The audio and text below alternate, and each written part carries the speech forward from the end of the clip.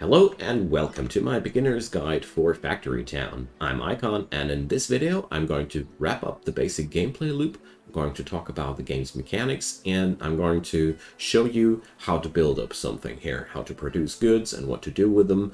And basically this video is meant to give you all the necessary tools to have fun with this game afterwards. For those in a hurry, there are timestamps down there in the description box leading you to certain topics because I respect your time.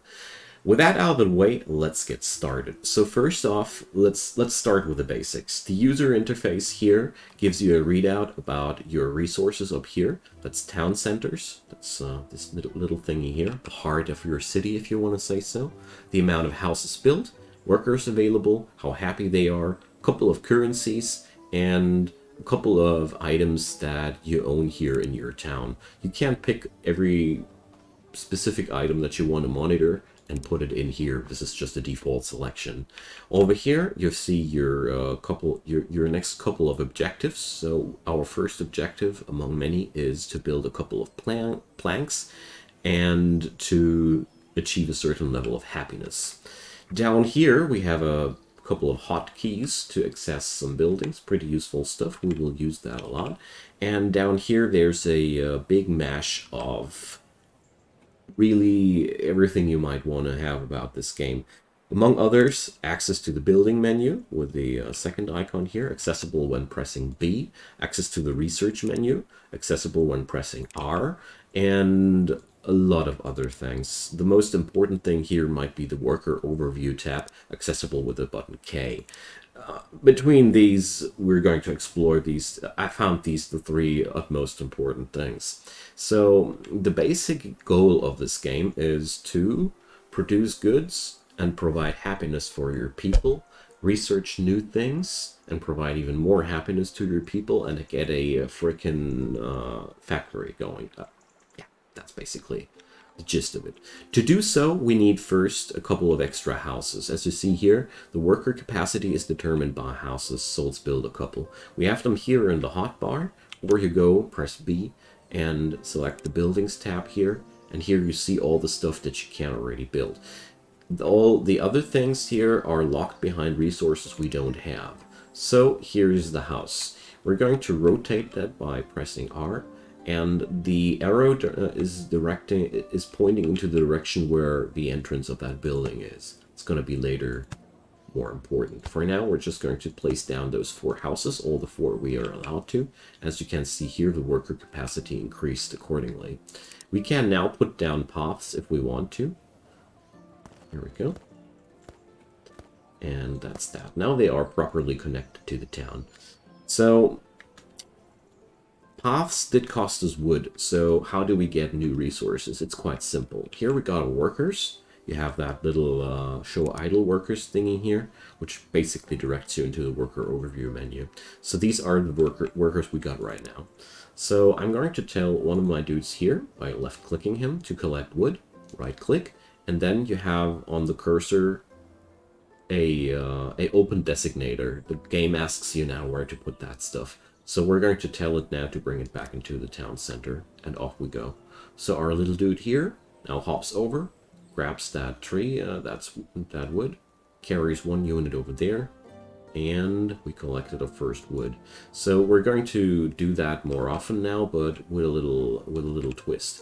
I'm going to wait until I have 4 units of wood so I can build a crate. So these are just basic building resources, and we're going to need them. Every of your workers can be directed like any RTS unit can be. So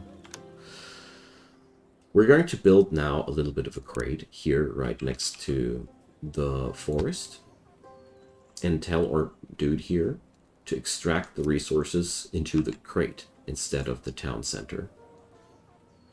As you can see here now, the work's getting done much quicker. The problem with the crate is quite simple. It has only a storage of 20 units, and it can store much less than the town center. The town center has an inventory space for 4 different items, and it can store up to 200 per unit. Just forgot how to how to get that readout, but I know the capacity was 200. But the gist of it is this makes the resources available much quicker. So now that we have that available, we're going to do the same thing for stone. Oops. So right-click on the stone and right-click on the box.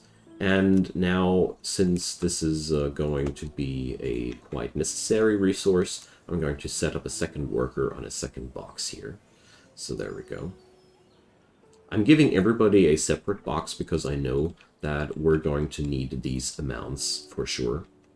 Okay, so with that out of the way, let's get into a deeper topic, because now we got a source of our building material, but that's not enough. Let's press B again and get into the building menu. Oops. So that's how you use the search bar incorrectly. Now, the next thing we want to do is bring up the lumber mill, because we got to build some planks, don't we? So the lumber mill, I want to put that here right into the vicinity of that forest. Let's put it down somewhere around here. So the lumber mill is a building which can produce more than one item. So it shows you no recipe is assigned. So let's select a recipe. The plank recipe needs 1 wood, 3 work units, and out goes 1 plank. Boom. So here's one thing. Inside that lumber mill, there's a worker already employed. As long as you have free worker capacity, these get automatically assigned to the lumber mill. Now, the only thing we're lacking is 1 worker doing what needs to be done. Pick up wood and carry it over there. Of course, I could also assign my worker to pick up the wood out of one of these crates and transfer it over there, but I'm not feeling like that. So now, as we see, the lumber mill is producing the planks. For now, I'm going to store my planks in a box, just like I did with the other things. So I'm recruiting now a new worker. New worker costs you 5 yellow coins and 1 population capacity. So here we go. Tell that worker to pick up the plank and put it into the box. So the planks are a very important building resource in general. As you can see here, we can already build a well with that. A well will need planks and stone. So as you can see here, we're going to need 25 units of stone, and this crate can only store 20 of those. So we're either going to employ another worker like we did here, or we're just going to tell our worker to drop off all excess stone over here. That's this crate method is something we're only going to do early on. Now, the next thing we need to do is produce all those 20 planks, but we can also think about other things. So we can't build anything new here right now. That's because we have to fulfill these quests first. But what about this whole happiness thing? So if you double click a house, you can see what kind of things produce happiness. So here, getting water into your house provides happiness. Getting food into your house provides happiness, and so on and so forth. And now we have fulfilled that quest. Unlocking that unlocks a massive amount of new options that we can now build and or research. So basically we're now able to earn research points and get a couple of new methods going. So before we dive into that though, I'll demonstrate you a couple of things in a simple way. So we're now almost capable of building a well. So here goes. We now got the 25 stone for that. And a well provides water. So we're placing that down somewhere around here. And now I employ a new worker and tell him to get that water from here and bring it to the houses, because this will make them happy, right? So here we go. Providing water yields 1 point of happiness and also yields coins. So we're selling these goods to the people here. That's what we're doing. So now I'm employing another worker, and I'm going to fill that stone box again. Here we go. So this is, of course, a very archaic and primitive way to get the job done. The game actually provides you a more elegant way, and that's the food market. The food market is a building which will automatically distribute these goods to the connected houses. So we're going to build a little bit of a footpathing here, and we're going to build a food market over here. Boom. So now these are all connected. So now our little water dude can just pick up his water and carry it to the food market.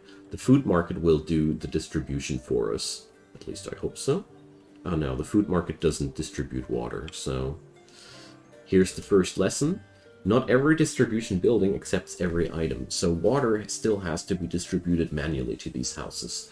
But there's, when we double click here, the list of items the food market does accept. There's one thing that strikes my eye, it's grain.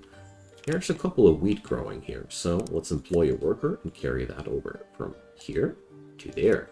So the worker will now pick up the grain and bring it to the food market, and the food market will distribute these goods to the other houses. So to check out how this works in detail, every unit brings 1 yellow coin, as you see here, provides 1 point of happiness, needs 15 seconds until consumption, and provides happiness for 30 seconds. That means to fully provide happiness for this settlement, we'd need 4 wheat every 30 seconds to provide happiness totally. You can calculate this way how many units you'll need per second to make your houses happy, if you want to min-max that hard. You don't need to, but you can. The game allows you to. And another thing that happens here is when you bring up these items to the houses, they gain experience points. When a house has a full experience point level, it will upgrade its worker capacity. You'll also gain new capacities for houses once you reach these happiness thresholds. Here. Now we're allowed to build more houses, and that's what we're going to do.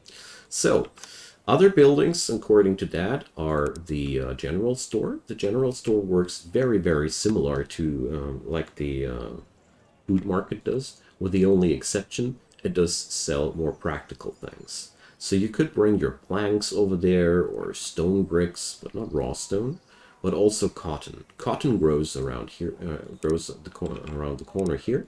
So let's put that up. Bring up a worker, bring the cotton over there, and there we go. Now, cotton goes over here, worker goes over there, and now we earn a red coin. So here's the interesting thing. These items yield other currencies. Red coins and yellow coins are used for different things. That's going to be interesting once we go into the research tree. So basically, some research technologies cost you yellow coins, and some will cost you red coins. But they'll all have one thing in common. They'll need research points. So how to generate research points? First off, we're going to need a school. The school works very similar like the general store and the food market does. It will accept stuff to generate research points. The school here accepts paper, books, and so on and so forth. And you see here, paper gets transformed into research. So we're going to create a new lumber mill, because we're going to need a lumber mill for paper. Let's put it down here in the vicinity of the forest to keep the logistics pathing low. And now we're going to select the patent recipe, and paper needs water and lumber. So we're going to pick up one worker to chop trees here, and pick up another worker, and we're going to send a worker here to pick up the water from there, because it's just a shorter way.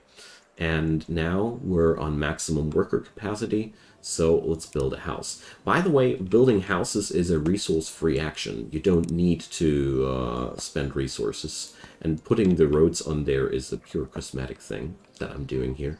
So now this place is producing paper. Another worker goes in there, pick up paper, drop off at school. Boom, there we go.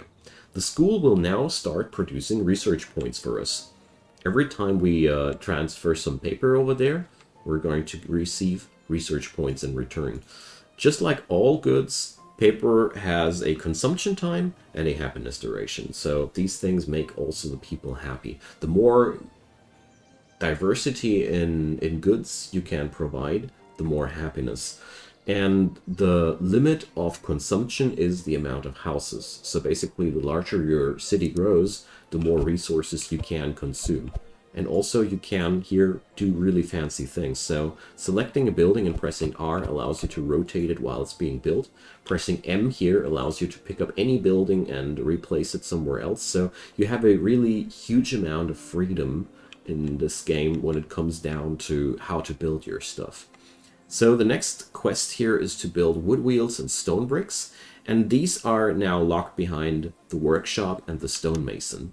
If we check this out here, we can't build these buildings yet. That's because we have to do research first.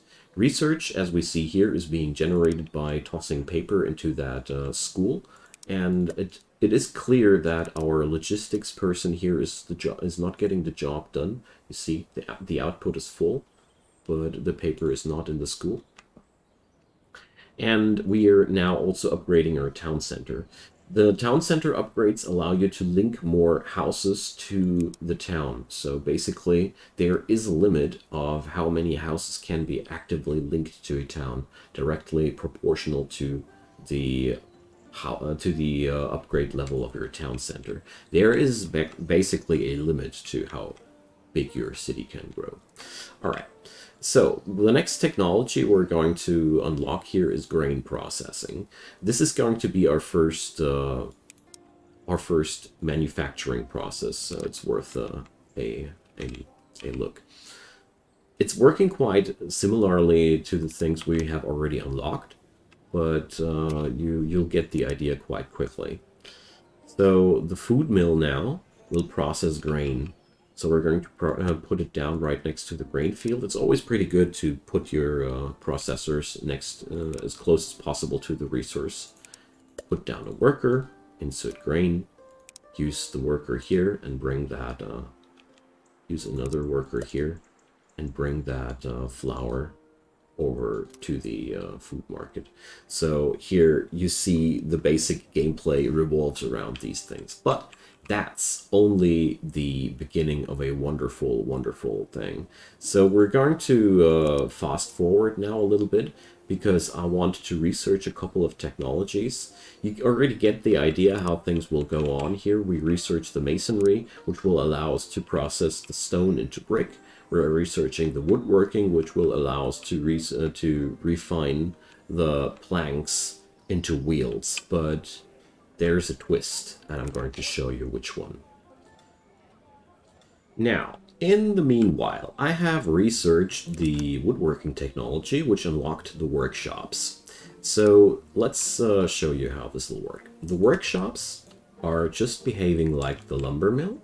You can produce a couple of things there, but a couple of more things. If you come from Factorio, this is pretty similar to your assembler. So if you want to produce a wood wheel, we're going to need planks now. So this starts to be a little bit of a more complex procedure. So we're going to tell this thing here to produce a wheel, but on its own, it won't do much. So we're going to need planks. There's a forest around here, so that's pretty cool. We set up a new lumber mill, and let's go. So, because I am no longer willing to make things go slow like that, we're going to speed up things now a little bit. So we're producing planks here, and our new worker will use high tech. So jokes aside, we're going to go into the research menu now and research chutes. Chutes are pretty cool, and I'm going to explain how they work by demonstrating it. So instead of sending your dude the whole time around the world, you can just build a chute, and the chute is going to do the job for you. So we're going to transfer that over here, and now the new worker will pick up his wood, and we're telling him to transfer that on that little green tile. And look what happens. Takes wood, tosses it over there, transported, gets automatically transported. So that's how things will work from here on. And we can now pick up another worker, pick up the planks, and put them over here and into the workshop. This distance doesn't really need a chute, but we can now do other fancy things like putting up a chute here.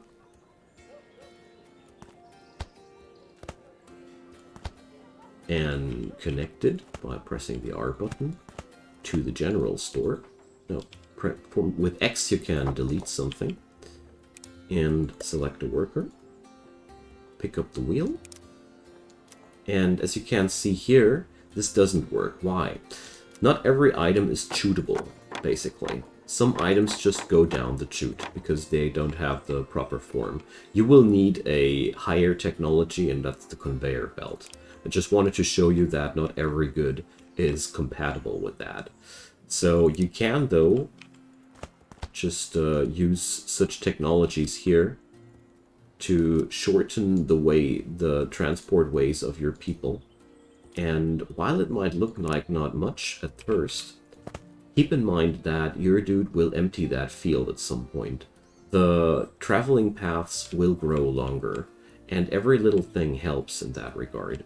We could now also just try if we can't shoot our way with that cotton. So let's try that out. It's really, really a good idea to try these things as much as possible because automation is really part of the game. And here we go. And as you can see here now, the general store is now receiving the goods way faster than before. This is going to extremely upgrade the tempo of your structures. So you can do this everywhere, basically. Look there. Goes the same here. So with Chutes, you're going to upgrade your town's efficiency insanely, and you will use them a lot until you unlock, like I said, also the conveyor belts. The thing with the conveyor belts is pretty cool and simply explained. As you see here, every building has a green arrow. Conveyor belts have one particular superpower. They can even output an item out of a building. And then you use the conveyor belt to output the production and input it into the next one, because just like it works here with Chutes, if a conveyor belt connects directly to any other tile of the building, it counts as an input into the building. So as soon as I have conveyor belts unlocked, I'm going to just string up 2 conveyor belts here and let the planks automatically flow into the workshop. And ultimately I could pick up another conveyor belt and transport the completed wheels into the general store completely automatic. And this is the kind of madness where this game goes to in the long run. You'll be unlocking more and more different technologies, giving you new abilities to build things and combine things. The next important steps that will come after you have successfully produced the stone bricks will be the ability to farm and replant trees. That's basically when stuff's getting real, you know. Right now, we're depleting our resource patches to some degree. So the wheat fields here and the cotton fields here eventually will go empty. But if you learn the farming technology, oops, as soon as you learn the farming technology and the forestry technology, these times are over. And the basic gameplay revolves always around unlocking the next tier of technology. We're producing certain items of that technology level. You see here golds, tech level, producing wood wheels and stone brick. On the next level we'll get to produce cloth conveyor belts and wooden rails, and the list goes on and on and on until you finally hit tech level 10 and you're fully magically overpowered and whatnot. The victory condition in the custom game, like I run it here, is building 1 Omni Temple. It's depending on your game format how you'll win. So another thing that I haven't touched here is mentioning height levels. So you can build ramps and scaffolding blocks, more ramps, and more scaffolding blocks, and more ramps, and you get the idea. Now I could start and place down chutes on that, and you can use this to your advantage, and this is a really, really cool part about Factory Town, and something I really love about this. So yeah, that sums up the tour around the game. With these things in your pocket, you should be capable of getting together the rest on your own. Of course, there's not only research points. Later down the road, we'll get to craft other items to make new research happening, industrial tomes and magical knowledge tomes. The workshop already can produce books, which will need paper and leather and cloth and such things, and the books provide more research points. And here begins a wonderful madness, which is a ton of fun. I can only recommend it. This game is finally out of early access, and it's exactly as good as I hoped it would be. Even a little bit better. So, if you have any questions, drop your comments down below. I'd be delighted to see what you have to say. Also, consider a thumbs up if you enjoyed the video. And of course, I'd be very, very happy if you'd be subscribing to my channel. There's daily free videos coming up there. All you need to do is hit the notification button. And also, I'd be very happy if you to check out the the description box down there, and check out the links there. I got links to my Discord channel where you find like-minded gamers, and a link to my Twitch channel where I do daily streams, or at least I try to, and last but not least also links to a direct support for this channel. I'd be really, really happy if you check them out, but don't worry if you don't. Watching this video to this point and listening to me about all these things already means a terrible lot to me. And I hope you have a nice day, and see you soon.